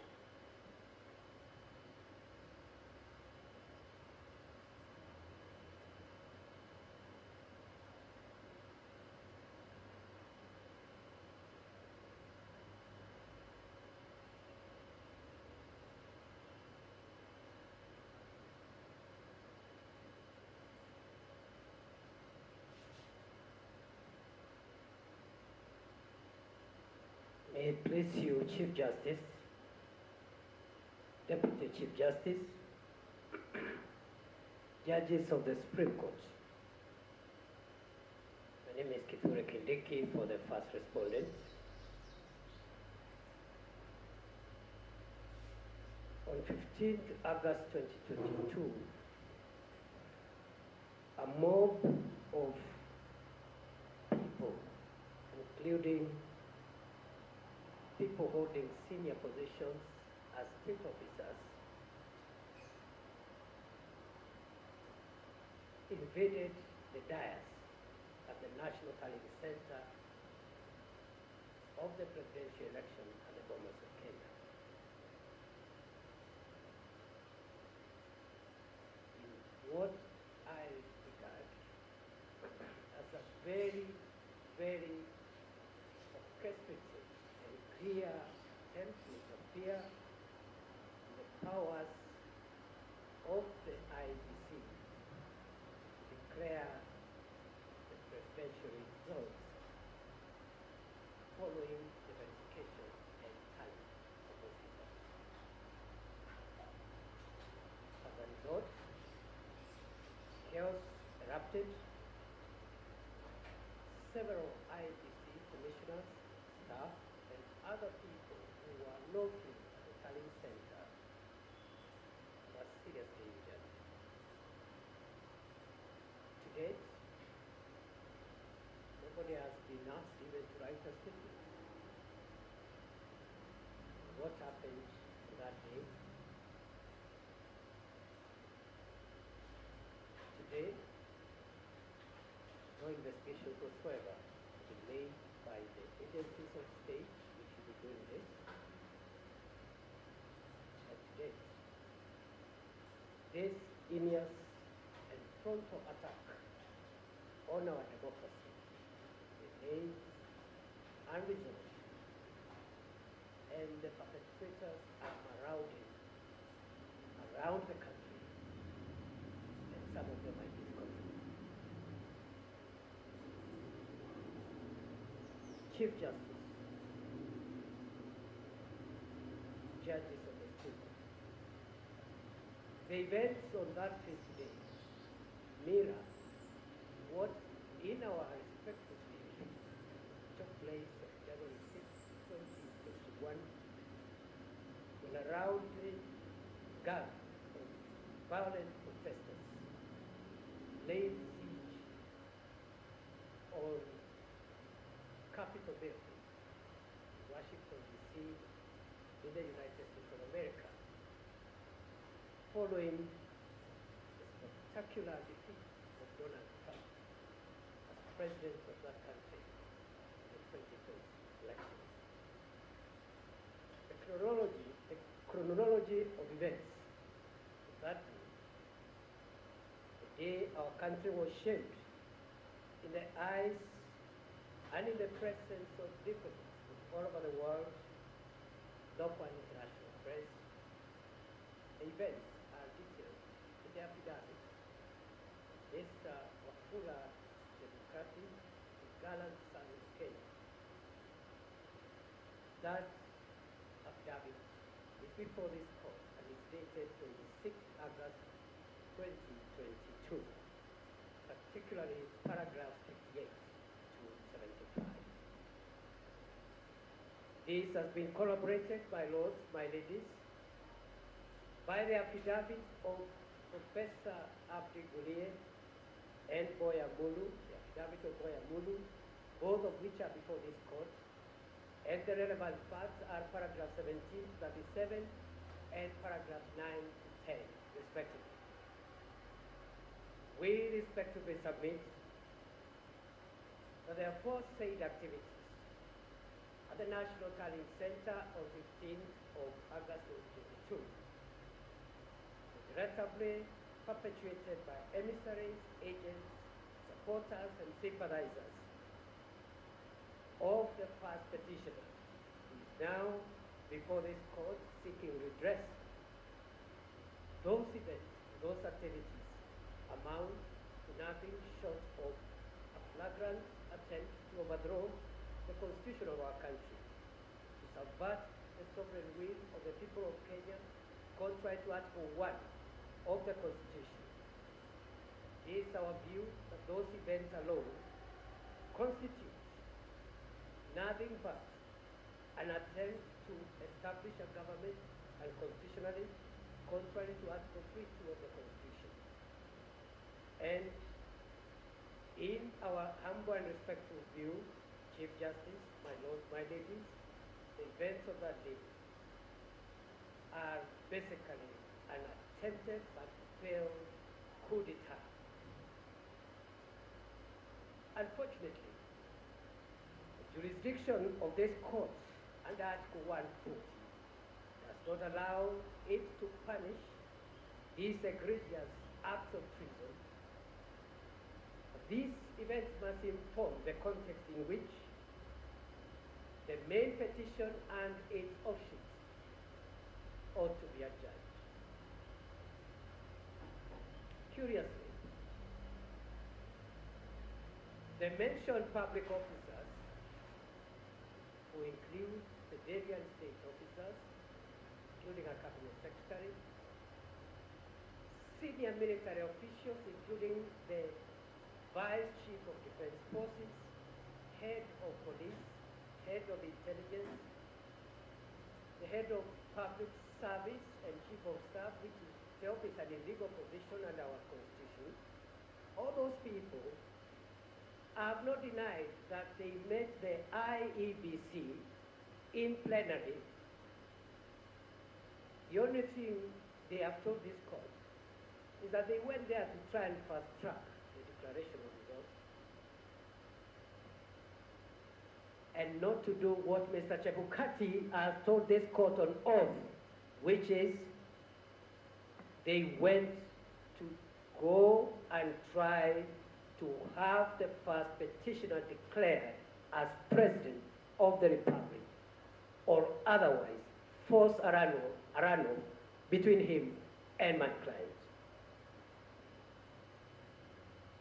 With tremendous respect, we ask this court to consider those acts as not only destructive to the independence of our institutions, but more particularly an affront on Article 249, 2A of the Constitution that describes the IBC and other such independent institutions in the following words: they are independent, and I quote, and are not subject to direction or control of any person or authority.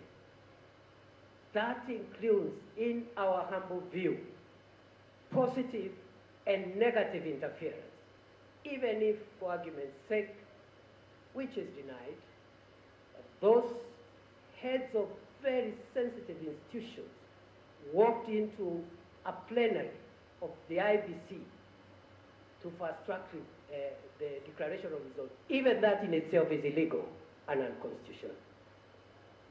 What are the principles upon which the context we have laid should be adjudicated? Chief Justice, members of the Supreme Court, it is the submission of the first respondent. There are at least three immutable principles that run across most Commonwealth jurisdictions upon which this petition and its options should be adjudged. One is the principle that no election shall be questioned or declared void because of errors, informalities, irregularities, or illegality that have little or no bearing to the process and the result. This principle, Chief Justice, judges of the Supreme Court, this principle has endured for more than 150 years and was first initiated in the United Kingdom Ballot Act of 1872, Section 13. Two, that the burden of proof in election petitions lies on the person who seeks judicial invalidation of the election, not on the respondent. This principle has been cited in one of the authorities we have relied in and already highlighted by learned counsel's senior counsel, Fred Ngatia. The case of John Mahama versus the Electoral Commission of the Republic of Ghana, 2021. Principle number 3, and this is specific to Kenya, and the minor KI decision. The polling station is the true locus for the free exercise of the voter's will,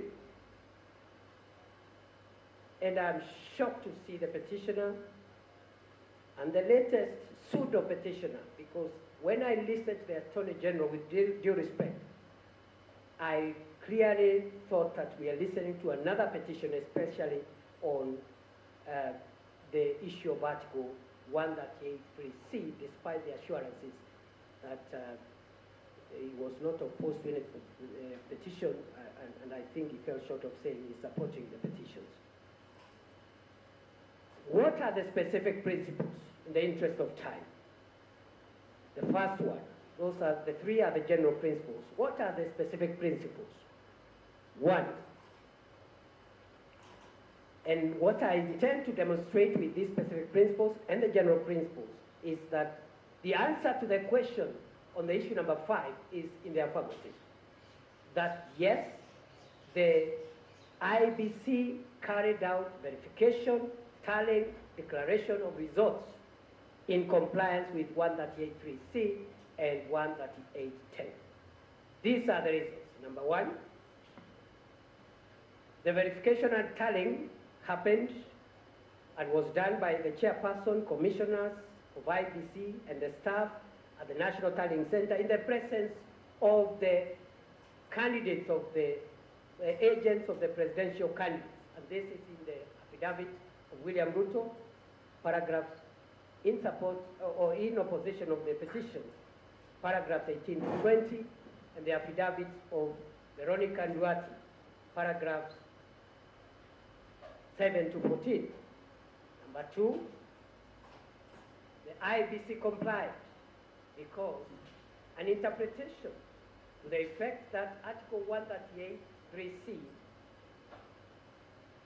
refers to the 7 commissioners, or a majority of them, is inaccurate and pedantic for this reason, that the Constitution and the Elections Act attributes to the Commission certain acts that are eventually done not by commissioners, but by both the permanent and temporary staff of the IBC at the polling station, at the constituency tallying center, and county tallying center, and I dare say even at the national tallying center. That explains why, for example, the Constitution in Article 86(5) and 86(b) and 86(c) talks about the commission, but the work eventually is done by returning officers and in the first instance by the presiding officers. C, B, and C of Article 86 of the Constitution, which is not speaking about national election or any other election than the presidential election. The actions of returning officers are deemed to have been done by the commission, and that explains our argument. Number 3, an interpretation to the effect that Article 138(3)(c) refers to the 7 commissioners would lead to an absurdity in interpretation, because it is not humanly possible for the 7 men and women who are commissioners, however important if they are, it's not humanly possible for them to tally results emanating from 46,249 polling stations at the moment. But 4, verification, tallying, and declaration was done because the right to franchise is justice, judges of the system. This right in Article 38 of the Constitution cannot be subjected to the will, the veto, or even to the ego of 7 men and 7 women. Even if, as they say, they think all the constitutional people to try and moderate or alter or balance the will of the people as expressed at the polling station and as received in original 39 days. Number 5, verification, tallying, and declaration was done, even, I dare say, Chief Justice, judges of the Supreme Court, even for the 27 constituency results that were not verbalized. They were not announced verbally. They were declared because they were posted in the website after chaos broke out at the National Tallying Center. I want to invite the court to consider in interpreting whether what has been pleaded before this court in terms of what the commission did after that risk on life and limb happened. I want to plead and persuade this court to invoke by way of analogy 3 doctrines of law. The first one is the doctrine of frustration in the law of contract, where there are contractual obligations to be performed, but the contract is frustrated. Number 2, the doctrine of necessity in international law. And thirdly and finally, the doctrine of supervening impossibility, where there are legal obligations, but the party on whom those obligations accrue cannot perform them as a result of supervening impossibility. Chief Justice, my lords, my ladies, number 6, The IBC verified and tallied and declared all the results because none of the 46,229 for 34 A's have been impeached. Number 7, the IBC verified, tallied, and declared all the results because the tallying that happens at the National Tallying Center is basically clerical. And I think the commissioner should know none of them, including the chairman, has any role whatsoever that is significant other than just recording the clerical and arithmetical issues. And this is so, and this explains why, even when there are discrepancies between what was transmitted through electronic means and what comes as a physical form, the best that the chairperson, as the returning officer, can do is to note the errors in the error form, and only this court can actually interrogate and decide on the fate of those discrepancies. Number 8, verification, tallying, and declaration was done pursuant to 138.3C and 138.10 because an interpretation in the opposite direction would lead to a constitutional crisis where commissioners would think they have a role to veto and moderate the expression of the will of the people of Kenya in the vote, can decide to form factions and have their own candidates, declare their own results, which they have verified in court and tallied in court. Finally, Section 10, 11, and 11A of the Elections Act. This is the commission to include the secretaries of staff, and therefore the division was done according to the affidavit of William Ruto, the affidavit of Veronica Duarte. The tallying was done in the presence of it at the National Tallying Center. With tremendous respect, I would like to conclude by submitting this court should find the petitioner whose agents and supporters are engaged in a kind of behavior that is now of public authority, and I invite the court over and above what is needed to take judicial notice of what happened, of the events of that day. A petitioner whose supporters, sympathizers, and agents in victims of those kind of things should not be anywhere near the hallowed ground of the Supreme Court of the Republic of Kenya, trying to seek relief among them, a relief under Section 80A, that they be declared winners of an election to be win.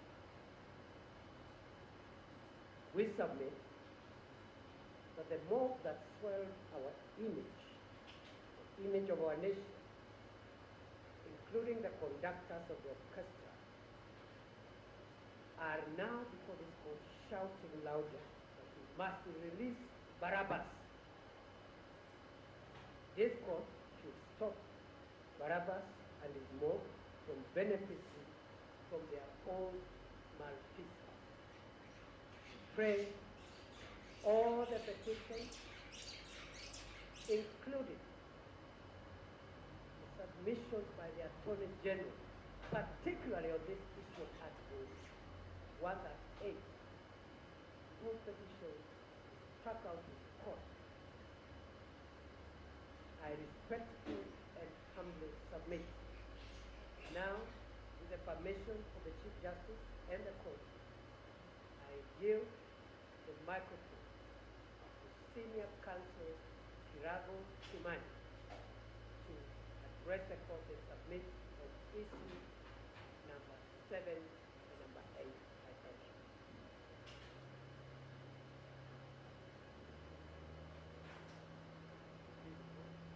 I will not, my name is Kirago. I will not address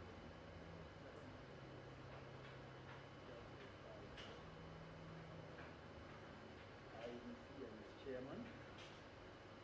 I will address you on only issue number 8, and I will try and avoid rehashing what the IBC and its chairman addressed to you, in my humble view, very effectively. This is simply looking at the test that has to be met by the petitioners in order to determine whether the election should be nullified. And we settled this far back as 2014 in Raila petition number 1, or it was petition number 5 actually, but it was the first election petition under the new constitutional dispensation, and repeated this in 2017.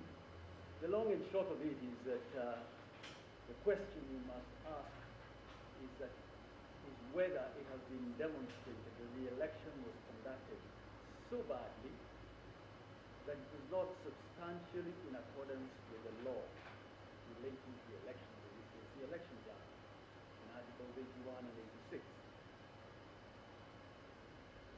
The burden is squarely on the petitioners to demonstrate indeed this is the case. The word used by Section 83 is magnitude, of such magnitude, really. It is not enough to demonstrate there were irregularities. It is not enough to show that there was a breach of the law. But it has to go beyond that to show that it affected the outcome. Has that been done? I'm not going to take you through the multiple allegations of irregularities and breaching of the law.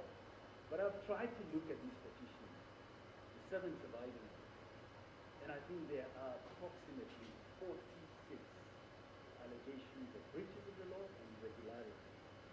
This is a classic case of throwing everything other than the kitchen sink at your opponent.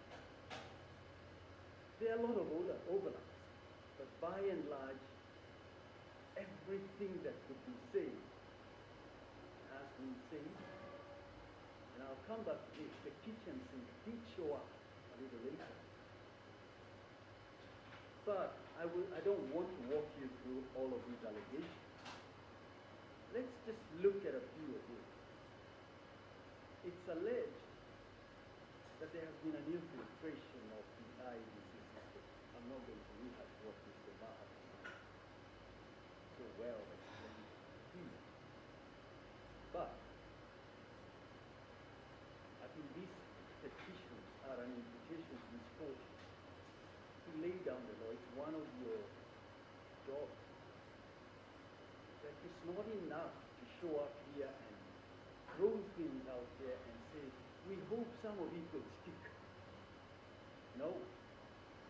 People must be held to account. They must be told, show us where the evidence is. And indeed, this is what Rule 9 of the Supreme Court Presidential Election Rules requires, that when a petitioner presents a petition, they will also furnish evidence. Has that been done in my humble submission? No. This evidence of infiltration in the first instance was put in various affidavits. John Martin Gongo has been told about how he was done to this. There were allegations in various other affidavits. And what happened then? There was a robust response from the referee, the IBC, and the first person. And then what do we have? We have a second burst of alleged evidence in the nature of an affidavit by George Igorogo. And we are not even, we did want to start playing games by saying this evidence should have come at the start, as the rules require. So this case keeps being panel beaten as we move along. And it's not just petition number 5 where this happened. It has happened in another petition where you were addressed about 291 constituencies and not 290. I believe there was a question from the judge directed at this because there was a short answer to that, but the question was not directed at me. But that wasn't even needed. So what we have is a situation where you keep being told new things as we move along. There's another allegation that the IEBC was so dysfunctional that you couldn't possibly have an election that complies with the dictates of Article 86. And we are told that this started even before. Now the question is, why wasn't a challenge made to the mandate or to this institution before the election? An Article 140 petition is very narrow. It concerns the results and nothing more. This petition has been turned, or these petitions, by many of the petitions, have been converted into an attack on the second, on the chairman or the chairperson of the IEBC. It's not a function of the court to look at the conduct of the chairperson with a view to taking action. You are addressed in great detail as to why or how he has affected the last 2-3 elections. So what were we waiting for when Article 251 tells us what to do? The Leadership and Integrity Act tells us what to do. Let me very quickly, without going into any more of these 46 alleged irregularities and breaches of the law, just try and illustrate just how bad these petitions are, or how lacking in substance they are. And I will, Mr. Mahatsumane has spoken to this, but I want to illustrate by showing you just a little bit about what was contained in the affidavit of Arnold Odinga. And if I could just, if we put up, I want us to look at what has been presented for us here. And it's quite easy to come to this court and say, listen, somewhere between people expressing their will and the declaration of the results, there's been some tampering. Let's look at what they say. Paragraphs 81 to 91 of the affidavit of Arnold Odinga says that there was willful, deliberate, and criminal tampering of certain results. And they've identified 41 forms. What I suspect they did not expect to happen is that the IEBC would respond to just about each and every one of these forms. Let's look at just one sample. And before we do that, what are we trying to achieve? We look at Form 34A from the IEBC portal. We will look at Form 34A delivered by IEBC portal. We will look at an affidavit from a presiding officer. And we'll look at an affidavit from an Azimio agent. And we'll look at a Form 34A provided by a UGA agent. The affidavit of the IEBC presiding officer is not part of the slides, but we will be able to compare these documents. So we could skip this next slide so that we move quickly. Let's skip that slide, please. Now the question is where the petitioners fraudulent 34, where allegedly fraudulent 34 is, and I will return to that at the end. Let's just look at Kibagare polling station. Next one, please. If you look at the signatures, one of the signatures is an ODM agent, Mr. Eric Akuma. Now the petitioner in petition number 5 has filed many affidavits in response to the respondents, including the past respondents. They have not responded. They have not challenged. But they put it out there as an illustration of what games were played, either by the referee or in concert with the first response. So first thing you note is the signatures of the two agents. The next thing I'd invite you to look at is what the votes were according to the IBC portal. And Malantan Mahab Sumane invited you. The portal is up and running. Check, please. What was the total of votes cast, or what was it for the two candidates in Kibagare polling station? Still 207.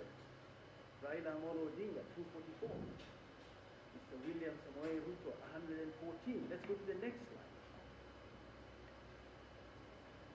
If you look at the affidavit of the presiding officer, he's produced a similar form 34A. It says it gives the same outcome. Next slide. The UDA agent, same 244 and 114. Then you have the next slide, the Azimio agent, again 224, 114.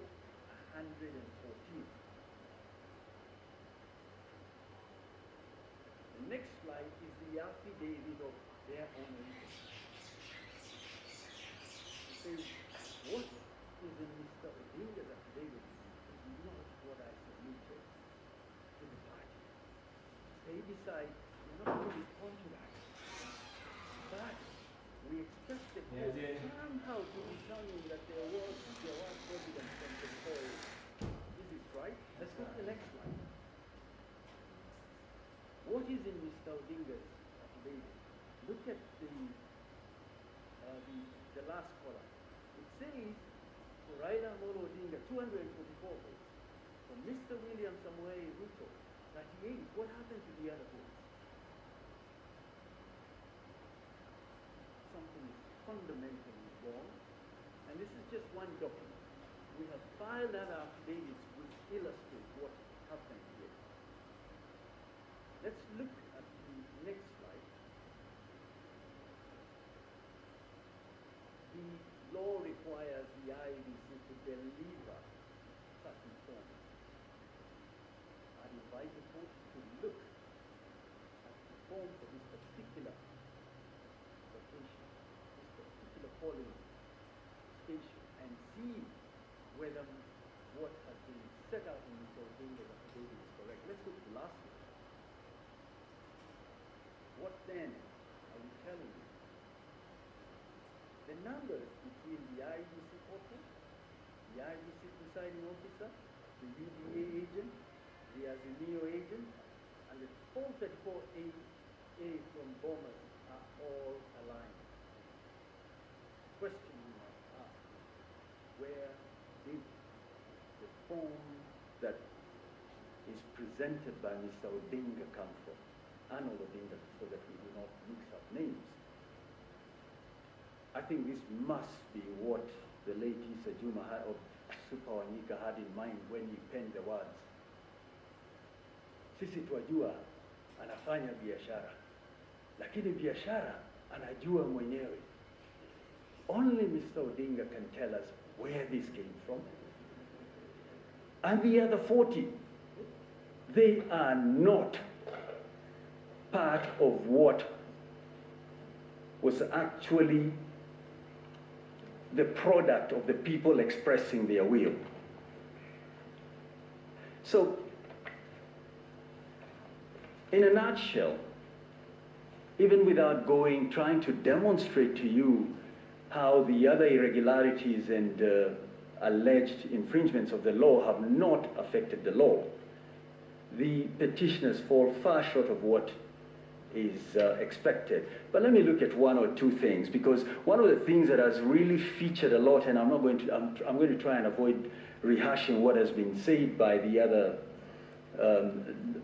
lawyers, is that the commissioners have a significant role. That what 138(3)(c) means is that the commissioners, the 7 men and women, have to be involved in the exercise that is to be undertaken with respect. this submission is skewed by a failure to interpret the Constitution correctly. I think it's long been settled that the Constitution, the interpretation of the Constitution, looks both at the text and the context. And what has happened here is that the petitioners have decided we will stick with the text. And even that they stretch. They say the IEBC, the commission, means there's 7 of them. With respect, that's an invitation to the Supreme Court to, through the back door, overturn what Minor Kiai said, which is that you start at the lowest level and cascade things, but it is not the job of 7 men and women. Let's look at the 7 commissioners a little more, and in particular the 4 who it is said should lead to the conclusion that the election was not conducted in accordance with the Constitution. They were on board with every other commissioner. They spoke with one voice until about 3 p.m. on the 15th of August. Then they had their Damascus moment and made it to Serena. They changed their position. If you look at the affidavit of Samuel Gidai, look at the clips of the 4 commissioners announcing the results. But you were told here yesterday they were being given pieces of paper to read out numbers. Is this believable? But we were told by another speaker, another advocate, that these men and women were vetted by the National Assembly. They are therefore very serious citizens who correctly undertake a very important function, the running of elections. But they say they did not participate in this. In determining who to believe, look at the context. Look at the whole series of events from when the nomination took place, when the ballot papers were printed, including the supervision that they undertook, and determine whether these 4 commissioners are to be believed. Mr. Njenga, for I think the 7th respondent, argues they are here not to support either side, but to discharge their duty under the Constitution. But they did file a response. They started off by filing affidavits to set out the evidence. There's no property in a witness. They didn't stop there. On the 26th of August, they decided we will appoint another lawyer on behalf of the IEBC who is in effect going to admit the alleged infringements. This is where you apply the duck test. If it looks like a duck, if it swims like a duck, if it quacks like a duck, it must be a duck. They are saying we are here to show you we are independent. Are they? With respect, their conduct demonstrates otherwise. In a word, it is my humble submission that the petitioners have not demonstrated there were any irregularities or illegalities. Forget the magnitude. They really haven't demonstrated any. I'd urge you to dismiss these petitions. Ordinarily in these sort of cases, and I'm not telling you what to do one way or the other, because of the nature of the matters, the parties are asked to bear their own costs. But again, what happens in 5 years if people can come in 8 petitions, 1 was struck out, and say whatever they wish to say without offering evidence? I think there was some advocate who said yesterday, we're going to have 200 petitions in 5 years. Why? Because nothing, there are no consequences. We can all come here and be on television, there are no consequences. So what are we asking of you? we are asking you to give us back our country. Determine that there were no infringements, that we had a proper election. We have been in election mode for so long. The only thing that creates wealth is actually working. And this is not work. With respect,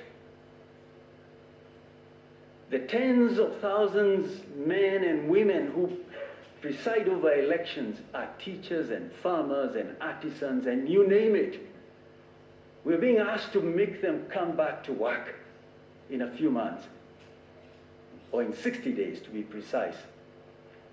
There is no justification for that. The order that should commend itself to you is to dismiss these petitions because they fall far short of what is required. Those are my submissions.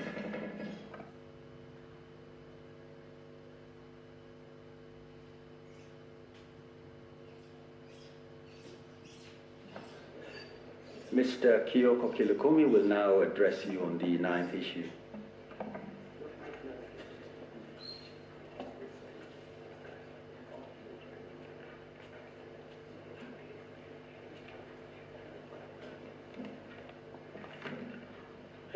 Your Ladyship, the Chief Justice, Deputy Chief Justice, Justices of the Supreme Court, my name is Kioko Kilukumi, and I appear for the first respondent. Our team leader has asked me to deal with the issue raised by Mr. George Oraro, Senior Counsel, in regard to the affidavits filed by Joseph Kinyua and Kennedy Keara. This court did direct that the first respondent is at liberty to come and place the facts he has before this court, not through affidavits, but we've been given the permission to place the facts because time was running and the court directed we have that time. The first respondent wishes to place it on record that under Article 240 of the Kenya Constitution, there is established a National Security Council. And he is, by virtue of being the substantive deputy president, is entitled to sit in that council. He says, in the last 5 years, the council has not sat and discussed anything to do with elections. He further says that matters of election are vested in an independent body, and that independent body is the IEBC. That is the body that has the constitutional mandate to deal with elections. He further says, during that period of 5 years, the Council has not asked the National Security Advisory Committee to deal with IEBC on any matter relating to elections. And he takes the position that the visit by members of the National Security Advisory Committee to IEBC at the Tallying Center was an interference with the functions of IEBC.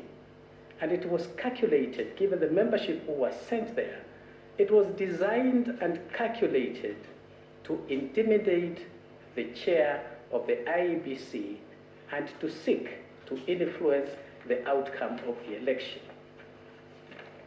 We ask the court to note that these affidavits were provoked by what Mr. Chebukati said in his affidavit sworn on the 26th of August, 2022.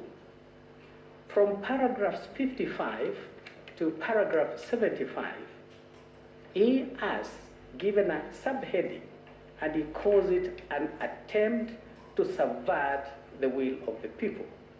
And we invite the court to consider those paragraphs and to see which party is telling you the truth. We wish to refer you specifically to paragraph 66 in that affidavit. And it is an important averment, an important deposition in that affidavit. He says, Mr. Chebukati, when he was at the National Tallying Center, members of the National Security Advisory Committee visited him, and he sat with them after 2 p.m. It is important to contextualize the time. We are talking of the 15th of August, Bomas of Kenya. There is a meeting, and this meeting is attended by all the commissioners. All the 7 commissioners are there. The fact of that meeting is not disputed, or the affidavits filed regarding that matter make critical admissions. The first admission is that indeed Joseph Kinyua telephoned Chebukati and told him, I'm sending my members to you. That's an admission. The second admission is that all the commissioners, and these are the affidavits from Mr. Joseph Kinyua and Mr. Kedet Kiara, all the commissioners were present. It is past 2 p.m. It doesn't say how long this meeting took. The country had been put on notice. Elections results will be declared at 3 p.m. And once you look at the paragraph I referred the court to, Mr. Chebukati says, the message from this powerful committee was simple. Declare these elections in favor of the petitioner, the first petitioner, in petition number 5. If you are not able to do so, please massage the electoral data and force a runoff. And now that issue was discussed openly by the members of this powerful committee and all the commissioners in IEBC. The 4 commissioners made it very clear the suggestion from the Security Committee is reasonable and we should actually accommodate it. We should think of doing it. The 3 commissioners, and all of them have sworn affidavit attesting to that. The 3 commissioners say, nothing doing. We will declare these elections in accordance with the Constitution of Kenya, and we will declare the legitimate results. And so we ask the court, you do not have the advantage of witnesses being cross-examined, but you have the ability to look at all the accounts and see which account is more probable. The meeting starts past 2. Elections were to be declared at 3. At 4 p.m., the 4 commissioners are in the Serena Hotel. Our TV screens has been split. One side says 4 commissioners are disowning the results. The other screen is showing us chaos in Bomas, attack on the chair of IEBC, attack on the 2 other commissioners. Do you believe, will this court believe, that members of the National Security Advisory Committee was going to discuss matters of security? In less than 1 hour, 2 hours, the electoral commissioners are being assaulted, and this is being broadcast live. Assaulted, a cognizable offense. Police are in Bomas of Kenya. Nobody's arrested, and the people who are doing these attacks are well known. So we ask you to consider that fact in trying to see which account is likely to be true. The commissioners at Serena Hotel opened by saying, we've conducted a very good election. It's only gone bad towards the end. You will ask yourselves, does somebody disown results which he doesn't know? Do you believe these commissioners did not know what the outcome has been? We submit they knew the result, and that is why they were disowning it.